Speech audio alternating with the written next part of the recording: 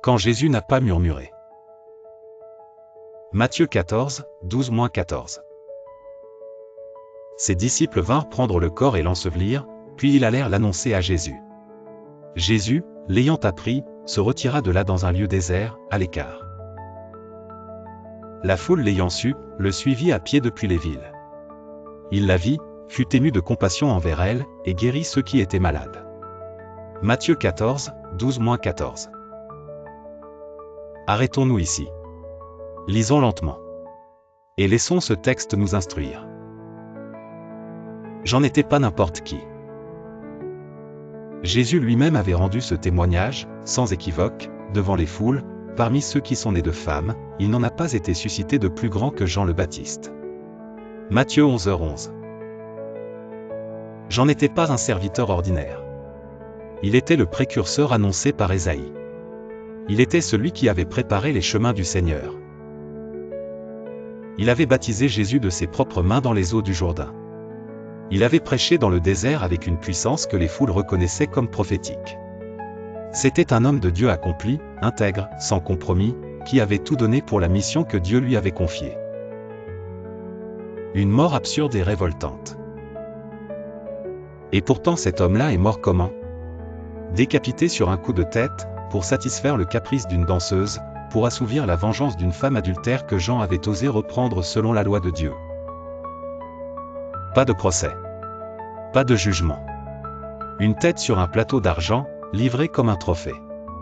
Si jamais une mort méritait une protestation, une révolte, un cri d'indignation devant Dieu, c'était bien celle-là. Jean le méritait. L'injustice était totale. L'absurdité était complète.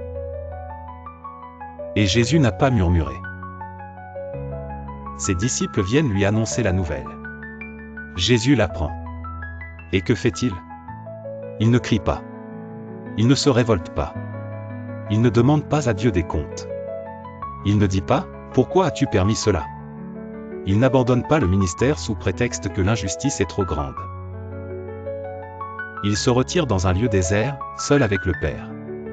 Et quand la foule le rejoint, il la reçoit. Il est ému de compassion. Et il guérit les malades. Il travaille.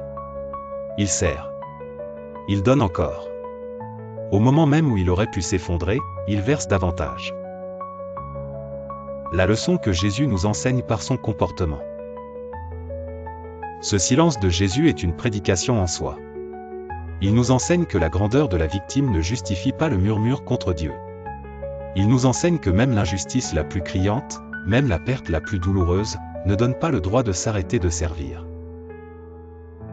Il nous enseigne que la confiance en la souveraineté du Père doit demeurer intacte même quand la providence nous échappe, même quand ce qui arrive n'a aucun sens à nos yeux humains. Jésus ne comprend pas moins que nous. Il ressent la douleur autant que nous. Mais il choisit de faire confiance et de continuer.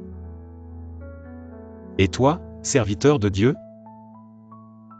Combien abandonnent le ministère après une blessure bien moindre que celle-là?